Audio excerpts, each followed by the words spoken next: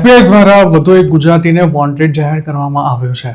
કંટકીના કલ્પેશ ઉર્ફે કેની પટેલ નામના 35 વર્ષના આ યુવક સામે જૂન 2023માં ફેડરલ અરેસ્ટ વોરંટ નીકળ્યું હતું, પણ ત્યારથી જ તે ગાયબ છે. તે અમેરિકામાં છે કે પછી મોટું કૌભાંડ કરીને બીજા કોઈ દેશમાં નાસી છૂટ્યો છે તે અંગે પણ એફબીઆઈ અંધારામાં છે. કેની ઇલિનોય અને પેન્સિલ્વેનિયાની વચ્ચે ક્યાંક રહેતો હોવાની કે પછી અહીંના આટાફેરા કરતો હોવાની આશંકા છે. એફબીઆઈનું એવું પણ કહેવું છે કે કેની પટેલ પાર્સલ કાંડમાં મોટા પાયે સંડોવણી ધરાવતો હતો અને તેણે 2017થી 21ના ગાળામાં ખૂબ જ મોટી રકમના હવાલા કર્યા છે. લાખો ડોલરનો કથિત કાંડ કરીને અંડરગ્રાઉન્ડ થઈ ગયેલો કલ્પેશ અમેરિકામાં ઇલીગલી રહેતો હતો કે કેમ તેની કોઈ ચોખવટ કરવામાં નથી આવી. એફબીઆઈએ તેની જે વિગતો પૂરી પાડી છે તેમાં માત્ર એટલું જ જણાવાયું છે કે તે ઇન્ડિયન સિટીઝન છે, 5 ફૂટ 9 ઇંચ હાઇટ ધરાવે છે, તેમજ અમેરિકામાં તે ગેસ સ્ટેશન પર કેશિયર તરીકે કામ કરતો હતો. એજન્સીએ કલ્પેશના 3 ફોટોગ્રાફ્સ પણ જાહેર કર્યા છે, જેમાં લેટેસ્ટ ફોટો 2022માં લેવામાં આવ્યો હતો. આ પહેલા ભદ્રેશ પટેલ નામના એક ગુજરાતીને પણ મેરીલેન્ડમાં તેની પત્નીની હત્યા કરવાના આરોપમાં 2017માં વોન્ટેડ જાહેર કરાયો હતો અને એફબીઆઈએ તેના પર $2.5 લાખ પણ ઇનામ જાહેર કર્યું છે, પણ તેમ છતાંય હજુ સુધી તેને નથી શોધી શકાયો. કલ્પેશ પટેલ ઉર્ફે કેનીની જો વાત કરીએ તો જે કૌભાંડમાં તે કથિત સંડોવણી ધરાવે છે તેમાં છેલ્લા 5 વર્ષમાં જ અમેરિકન્સ પાસેથી બિલિયન્સ ઓફ ડોલર્સ પડાવવામાં આવ્યા છે.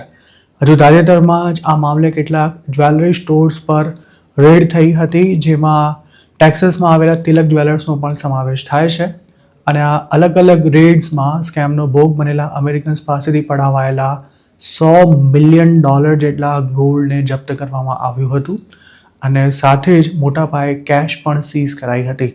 ઇન્ડિયાથી ચાલતા ફેક કોલ સેન્ટર્સ દ્વારા અમેરિકાના સિનિયર સિટીઝન્સનો સંપર્ક કરી તેમને ડ્રગ્સ અથવા મની લોન્ડરિંગના કેસમાં અરેસ્ટ કરવાની ધમકી આપી ગોલ્ડ અથવા પૈસા પડાવાતા હોય છે.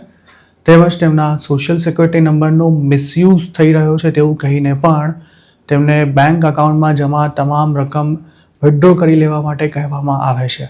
સ્કેમર્સ વિક્ટિમ પાસે આ પૈસાને અથવા તેના દ્વારા ખરીદાયેલા ગોલ્ડને પાર્સલમાં પેક કરાવે છે અને પછી તેમને એવી પટ્ટી પડાવવામાં આવે છે કે ફેડરલ એજન્ટ તેમના ઘરે આવીને પાર્સલ લઈ જશે અને તેમાં રહેલા પૈસા અથવા ગોલ્ડને સરકારની કસ્ટડીમાં સેફ રાખવામાં આવશે, તેમજ થોડા દિવસમાં તેમને પાછા પણ આપી દેવાશે.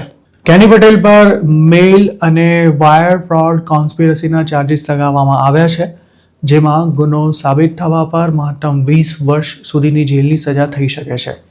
આ ઉપરાંત કસૂરવાર ઠરેલી વ્યક્તિએ જેટલી રકમનું તેના દ્વારા ફ્રોડ થયું હોય તે પણ વિક્ટિમ્સને પરત કરવી પડે છે.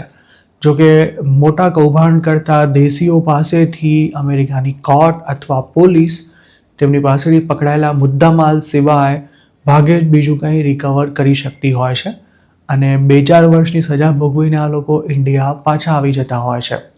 ઘણા ગુજરાતીઓ પણ આ કૌભાંડમાં અરેસ્ટ થયા બાદ ઇન્ડિયા ડિપોર્ટ થયા છે, જેમાંથી અમુક તો ઘણી જ સારી કમાણી કરીને પણ આવેલા છે.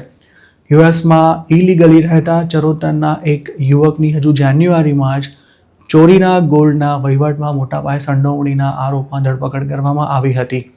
આ ભેજાબાજે પોતાની ગર્લફ્રેન્ડ સાથે મળીને અમેરિકામાં મિલિયન્સ ઓફ ડોલર્સના ચોરીના ગોલ્ડની હેરાફેરી કરી હતી, જેમાં તે ખુદ પણ સારું એવું કમાયો હતો.